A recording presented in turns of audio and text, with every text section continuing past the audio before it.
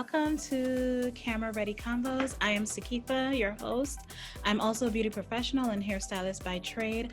I use my gifts to provide a resource and build a platform for fellow creatives to succeed. Hello, my name is Maria Valdes, and I'm an opera singer, and I recently had the great pleasure of working on a project with the beautiful Sakeitha, and I'm really happy to be here. Yay! Okay, so thank you for doing this with me. I'm going to work through my nerves as we keep talking, I guess. That's what this is about. This is what this is about. So I kind of wanted, like I said before, the purpose of this podcast or interview or series is just to kind of get our community, which is the creative entertainment space, kind of get us into the mindset of going back to work. The pandemic kind of definitely threw us off for a whole year, and we had to go and write through all of those emotions and experience that, and we kind of experienced it all together at the same time. So there's some resolve in that, almost like, support. But as we're transitioning back to work, some of us are starting before others. Some of us might be thinking about leaving the industry altogether and trying to decide where to go and what to do. So I'm hoping that what we can do with this conversation is just inspire all of us within the community, and even for those that are interested in joining the entertainment space. So you mentioned the project that we worked on, which was our first film at the Atlanta Opera. Yeah. Me ever. You've done it. Well, yeah, I've done film, but it's historic because the Atlanta Opera has never done an actual film before. So that was pretty cool for us to be able to work on that. How was that experience for you? So this piece of music that we did actually was highly associated with the beginning of the pandemic, because when I was originally supposed to do the piece is when the lockdown started happening. So integrated into my experience with that music was like all of the stress and uncertainty of what was happening when I didn't know if our show was going to be going. I would learn my music and say, I don't know if the show's going to get canceled. I don't know if we're going to have rehearsal. And so I think in that way, it was a really special piece to come back to a year later, as my first thing out of the pandemic, because I think it brought a different perspective to the work. And I think also it's really cool that it was readapted to be a film, because that's just such a sign of the times and how we've had to evolve as performers, especially with technology over the last year, in ways that I don't think I could ever have imagined. I couldn't ever have imagined that I'd be self-producing anything or recording myself or doing any of that. And we've all been challenged to do that. And how does that feel creatively? Was that something that you got frustrated with, or was it an exploration of oh, I didn't know what, did you discover anything new about yourself? Yeah, I honestly felt really empowered, because I think a lot of times in the arts, people have such delineated positions and jobs that you don't feel free to explore another realm like recording or photography or something else, when there are usually people that do that. Mm-hmm. There are usually audio engineers that record us. And so I would always feel unqualified to attempt, because it's so deep and it's so, it takes years of learning, that it's kind of hard to start sometimes. But this kind of forced us to be our own producers and just dig into stuff that we were unfamiliar with. So I found it really empowering, and going forward, I find it still empowering me to want to do my own projects. Mm-hmm. So I hope we can take that from it, that artists are capable of more than just performing, mm-hmm. and that we can do our own shows. Yeah, I feel the same way, because that's kind of how this came about. I just had a lot of downtime time. Mhm. And I had dabbled in like producing like a small video for a hair product line, and I'm like, okay, um, I like doing that, so let's see what else we can do. And so I was with this idea for I sat with this idea for a while, just trying to figure out where it would fit. So yeah, it really allowed me to stretch myself and explore different areas that I probably wouldn't have even thought about. So I think that's like a really good positive way to look at how we're coming out of this experience. So how does like transitioning back to work, what does that feel like for you? Are you feeling like hopeful? Is there some trepidation? What what emotions have you been working through or processing have you been doing? Yeah, it's been like a whirlwind because for like every positive emotion, there's like an emotion of feeling like you have to re-enter into something and you don't have time to like really adjust to. I think the biggest part is social stamina is being lost. Like I'm not used to having conversations with people. I'm not used to eye contact. I'm not used to all of these things that are required professionally, like in many different fields, not just the performing arts. But when people have been working at home, we lose those skills. And then I think there's a lot more social anxiety that happens.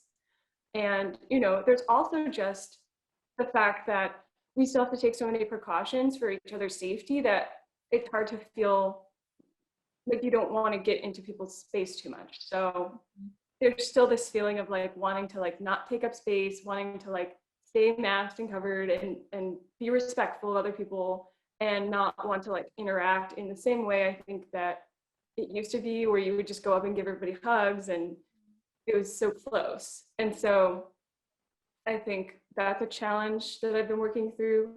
And then as well as like our instruments aren't like in the same shape as they were because there's no substitute for practice like in a live performance. Like there's no substitute for the stamina that you build as a performer when you're doing it every night.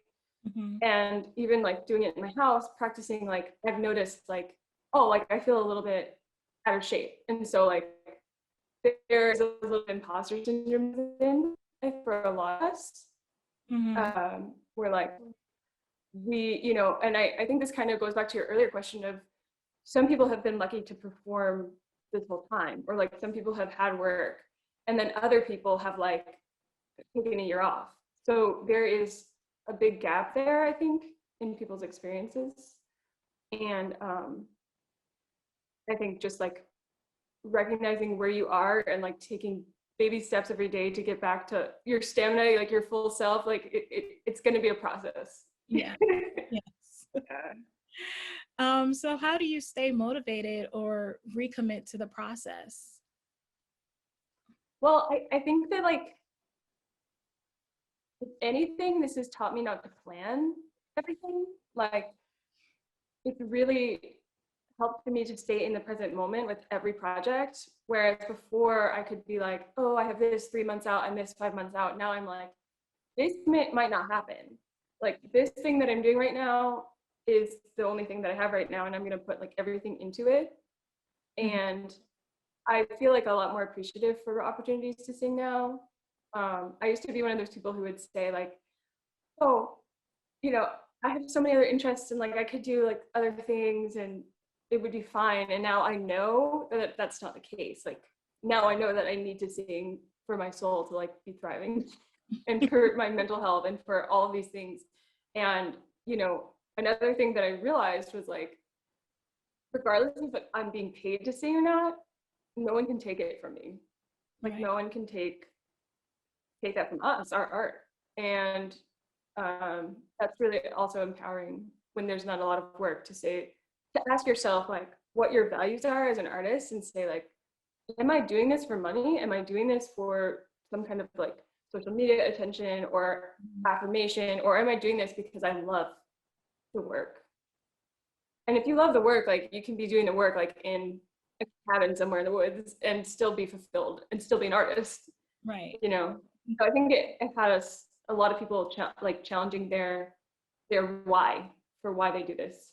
Mm-hmm. That's pretty interesting because I think about people who may have decided to go down a different path, as far as if, like, leaving the industry or going into a traditional space.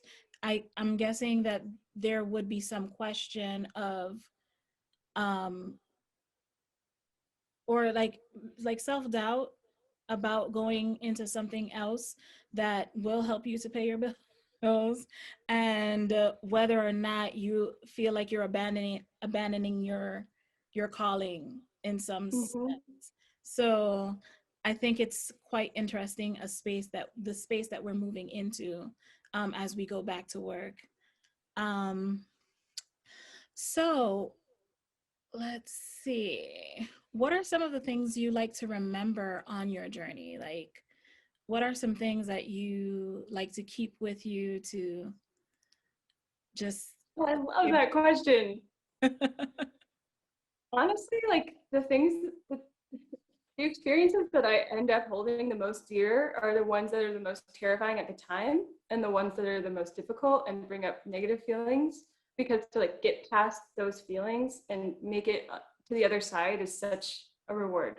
Mm-hmm. Um, so a lot of like experiences I had when I was younger, and I had a lot of stage fright, and like overcoming that, I hold that with me as like, uh, a token of the strength that I have within me to overcome things.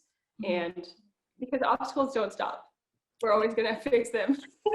They really don't. They're They always don't stop. there. If there are no Yeah. obstacles, I think that would be cause for panic. Like, you're swimming way below your ability. Right, exactly. If you're not challenging yourself, if Yeah, you're not facing any obstacles, you're not challenging yourself. right. So Mhm. it's an indicator that you're moving in a space that's going to strengthen a muscle and get you to the Yeah. next level. And So yeah, I also like to think about like, I always imagine like my family with me, my friends, like when I'm performing, I imagine like pure love of like my best friend. I see his face when I'm singing, when I'm scared, and then it's okay. And yeah, I call people with me. Like, yeah, and whether they're here in this living world or have already passed on, like, I find that I call them with me, especially when I'm about to do something that's either new or like might be scary. um I feel like I have to bring like surround myself. I do too. I call on like the strength of my ancestors and the people that, you know, like fought to like live in this country, and like my father and mother who like paid for an education so I could be a performer. Like they could never have dreamed of doing that.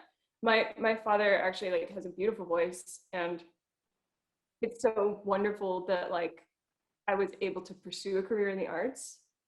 Um, and he wasn't, and I wonder how like that would have been if he could have, you know, Yeah. if he wanted to. But anyway, I keep like that gratitude with me of like this is a privilege that I get to make music, and it's also not a failure if like I have to get another job. Like I Yeah. want to say that especially right now, I've seen such like a flux of artists having to take like side jobs or go in different directions, and it's not a failure and it's not an abandonment. But like unfortunately, culturally, like we don't take care of artists here in Mm-hmm. the same way as like Europe supports their artists, Mm-hmm. and so that's not our fault. It's not our fault that like people aren't supporting us through like the pandemic or in ways that are like adequate. Right. And it's crazy to me because I find the juxtaposition is that the entertainment is what got us through the pandemic. I Like, know, right? having like shows to watch, just it was just like, I think that kept a lot of people grounded. Like, we had It so did. many seasons of trending crazy Tiger King topics, and like other things that came about, just because people needed to fill that void and space and be able to escape. So it's kind of like we offer such a important piece of life, and it's almost like it slides in and out of, like, you notice when it's gone, but you don't think about what it takes to be present, for it to be present. Yeah, and I think that is fostered like at a very community level. Like if people aren't interacting with art in their communities, they don't know what it takes to put on a show. Like if you don't have a culture of like giving or like patrons, Mm-hmm. they don't know that it takes like a lot of money just to put on like a local show, theater show, Yeah. or film. Like, and so it's kind of taken for granted because we have such large scale things at our fingertips, like through Netflix and all these streaming services, that we don't realize that there are people that survive on like other people's kindness, Mm-hmm. and donations and things to keep this going so that they can enjoy it. Yeah. Yeah. So that Yeah. it's it's quite interesting, and it's partially like I got into film because that's what I remember growing up as a kid. Like that's what brought all of my significant moments together. Like even like growing up as a child, my grandmother and I, we would watch like Supermarket Sweep, or she'd watch stories. I'll come. It was like such a stronghold or a staple in our lives that was just running in the background, but it Mm-hmm. made so many of these moments. People go on first dates, they fall in love at the theater, like these are the Yes. things that shape our life. So being able to contribute in that way for someone else to be able to consume and build their own memories, I think that is, to me, the dream. Oh, for sure. And that's like such a great point. And that's also why, like going back to the opera as a film, that's why I was so excited for that, because I feel like right now that's such like an accessible way to participate in like art and bonding with other people like in a safe way, like in these virtual spaces. And so I think it's like about time that we kind of catch up with it. But And we'll have it does, it takes a lot of resources. What I do have a question about that, because transitioning from live theater, you get an immediate response, when you perform. How is that for you transitioning to film, where there isn't so much of an audience, and you kind of have to gauge whether or not you're hitting your mark? It's really challenging in that way because I'm one of those people that feeds off the audience, but and I love the energy of the audience so much because I'm a storyteller and I love telling my story. And if you're telling your story to like, you kind of just have to pivot and say, I'm telling my story to these people that are in the room with me now, and like so the scope kind of narrows. Mm-hmm. But it's still a performance to these people, and you're still like trying to connect with the people that are with you in that moment. Um, I did love the fact that we got to do things multiple times. Like if you didn't do it the way you wanted it to be the first time, because in live performance, so many times we get like these beautiful things in the rehearsal room, and then you go out on stage and like someone has like a costume malfunction, or like someone plays a wrong note in the orchestra or whatever, someone forgets a line, and you can't go back and redo it so that the audience experiences it how you meant it to be. So that's like both like the exciting part about live performance and the challenging part. So it was really cool to feel a little bit more control over what the audience would like perceive at the end. And now that we filmed it, then we like give it to people in post, and they like further construct that story. So I have no idea what it'll look like. That's a challenge too. So Like, please make me look good, please. you look great. Trust me. You make me look good. You looked really great on camera. So I'm excited to see what the final package product is going to be. Um, Yeah. you talked about like different experiences and being on stage and having that live moment. What is your fondest on stage performance or memory that you hold? Ooh, So many. Okay.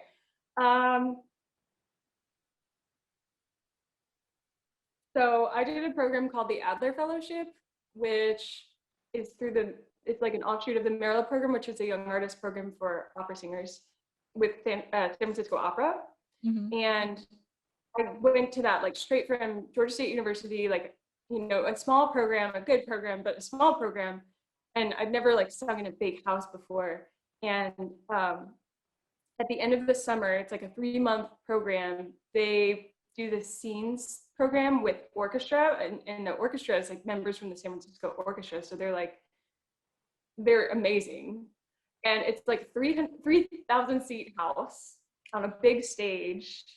And that feeling of like walking on that stage with people filling the house and like the orchestra and everything and singing and hearing my voice kind of come back to me was like it was magical. And it really felt like a manifestation of like my goals, so I'll always hold that I try to hold on to that sense of wonderment and enchantment, like when I do it over and over again and it loses some of the magic, you're like, wait, this is really cool.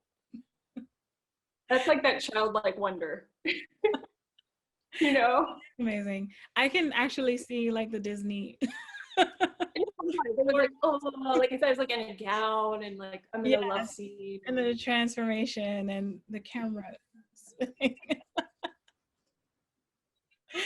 what was it like when you first heard your voice? Like when you started singing? I know you performed as a child, but what was it like for you the first time you heard your voice, and how did that feel? Were you surprised?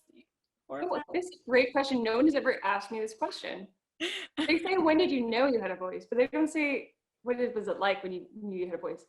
I just remember feeling like my heart was overflowing and I just needed to let it out. Like I would just improvise and sing all over the house in my little like tutu and my like Barbie high heels or whatever that, whatever. Like I would just play dress up and make up stories and tell them. And I remember the feeling of like joy associated with singing and with like making things up.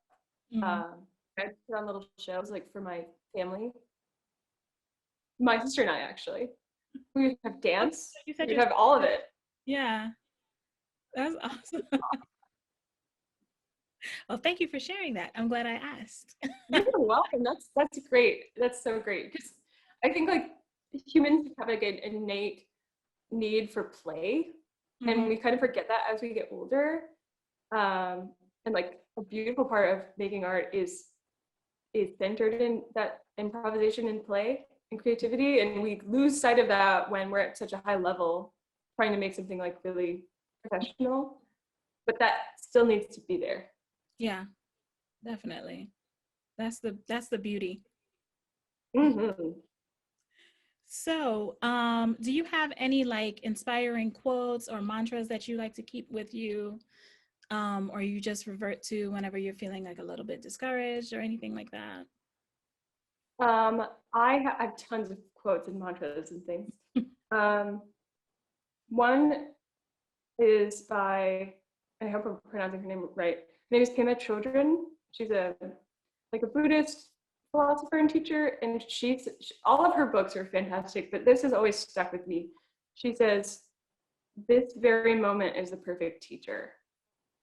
Isn't that great? Yes. Yeah. And like she says, start where you are, which I think is so important right now, just to start where you are, because everyone, like you said, some people have been working, some people have been processing like loss, some people have pivoted, and it's like every day is like an opportunity to start anew, and drop like the storyline attached to my career and I lost all this work and this and that. It's like, well, okay, but we have today, and what are we going to do with it? Yeah. So yeah, this very moment is a perfect teacher, whether that is like a moment of joy or like trauma or suffering or loss. Like, what can you're here for a reason, That's that is so that is so deep. I love that. I love Isn't that. it awesome? Yes. And I think it helps with processing like even negative feelings. Because we had a lot of those throughout the past year.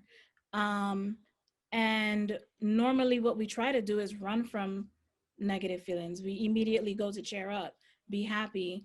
And at some point, it sometimes it works, but other times it circles back. So, sitting with it for a little bit and processing it and knowing that that feeling is going to be temporary and you're going to be able to move into another one is Mhm. so important. So I really love that.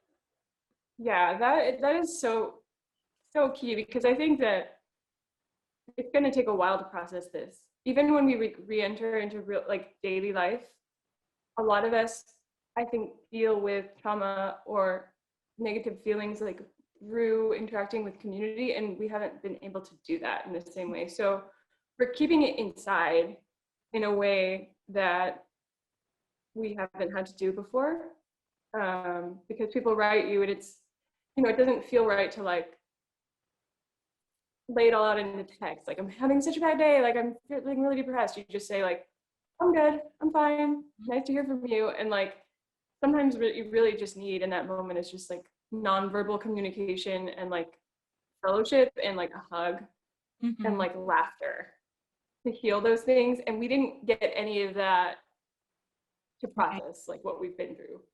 Right. And so I think sitting with the uncomfortable feelings is going to be really, really important going forward. And like knowing that it's okay to like feel frustrated or angry, like for like losing work or not being properly like taken care of during the pandemic, or having to go back to work and feeling unsafe, or whatever it is, like it's okay to be angry. Like Mhm. just sit with it, you know? Yeah. Okay. We got really deep with that one. I'm the queen of deep. I spent like the whole last year just journaling and reading and Well, relearning. with that, And are there any things that you're going to take with you that you started during the pandemic that you weren't doing before? Or did you get like deeper into things that you were doing before? Is there anything that you're going to take with you moving forward or try to make room and space for? yeah, like one of the things, obviously, like the what we saw with the murder of George Floyd, like what we saw with Breonna Taylor, like what we saw in this country, like that uprising, that momentum, like has stayed with me. Mm-hmm. And it really called me out, and I called myself out for believing in things and then not acting on them. So like I think I have like a spirit of activism now that I didn't have before. And I think that was largely because I felt like no one cared like about my opinion or my voice, and that I couldn't make a difference. And now I can see like when we come together, we can make a difference. And that we need to keep doing that to stand up to like injustice in the world. And Mm-hmm. so, I mean, artists especially like are in a great place to have a platform to do that. Yeah. So I think like going forward, that has stayed with me. And then also just like challenging, how much of like what I do is like based on what other people think of me, like on social media and things. It really made me like examine my relationship with that, and like how that's not necessarily tied to reality. Like that's not your everyday experience. And Right. so I took like a step back from social media for a while. And I continue to do that just to like keep it balanced and make sure I'm like living my real life and not living my life through the lens of looking at other people's lives. Mm-hmm. Yeah. Yeah, I can see that.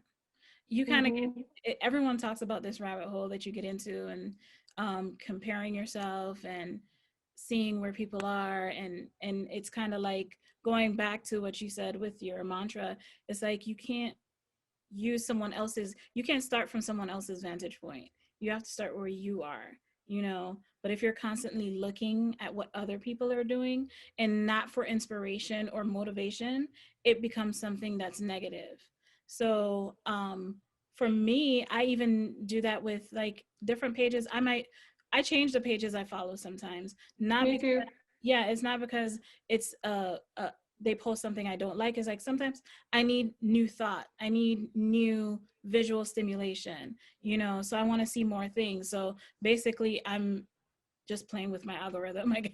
Yeah, you are. I mean, I actually made like I highly recommend this to everyone to like make like a fake Instagram, like, Mm-hmm. and just follow stuff that makes you happy. Mm-hmm. For me, like it was like a lot of like gardening stuff and like body positive stuff and like people that I didn't know that were just like saying good things. And I would just like get on that Instagram like when I wanted some motivation. Yeah. And I felt like connected. I really did. I think that social media can like have a really great potential for empowering people, but Mm-hmm. it can also go very much the opposite. Opposite way. Yeah. And especially as an artist, and it's been really hard to like know when to post or what to post because like you don't want to take away from like the moment that people are having like when they're in a different place than you. You Mm-hmm. don't want to like rub in the fact that you're working, or you don't want other people to feel like they need to catch up, or because I found that like when I saw people working, like I'd be like, oh my gosh, they're getting work, I'm not, like what's wrong? Yeah. And there's just not a lot right now, so you have to be like sensitive to how the things you post like affect other people too in that way. And you're bringing it full circle because that pretty much is where I'm at with this. Like, I want people to feel motivated. I want people to feel hopeful. I want us to start moving in a space where, things are going to get better and we're at a position to make it how we want to. We're at a Yeah, clean slate. It's not we're not going back. So what are we going to do? Like, how are we going to make this space um beautiful for us and those around us, so yeah, that's I really love that. yes. I did want to say too, like in that, on that note, that like I think career paths now are non-linear. Mhm. And I say that because I feel like there's this idea that you only have to do one thing. Um, but it's okay to like have your hands in lots of different things. And I think that that's like becoming the norm now. Mhm. And so I think keeping in mind that like it might take a little while for the momentum to build where you're mostly working like as an artist, that's okay. Mhm. I would like hate to see people like stop performing because they feel like it's not coming back, because it is. Yeah, yeah, it is. It's a process. Patience. Yeah, it really is. So I think we're getting close to our like 40-minute mark or something like that. Cool. So is there anything that you want to share or anything that you thought about while you were prepping for this that you definitely wanted to share Yeah, with? like I'm really excited that you asked me to be on this, and I'm really excited to like be a little bit more based in Atlanta right now, because I have been traveling so much. I Mhm. feel like a real call to like unite with other types of artists like from different fields, Mhm. and like make real Atlanta art happen, and bring it to the community. So I hope to work more with you, and I look forward to seeing the rest of what you do on the show. Yes. Thank you so much for agreeing to do this. I am so happy. As we were doing the interview, I'm like, oh, this is really happening. It's really working. So I thank love you it. so much. Thank you. And I love the way the conversation went. You did awesome. You're You're so fun to talk to. Like I would have had a very different experience, I think, last week if you were not with me. Because like you just made everything so like chill and cool and fun and positive, and I just really appreciated that. So thank you. Thank so you. thank you, and good luck with the next shows coming up. Yes, you too. Thank Thanks. you.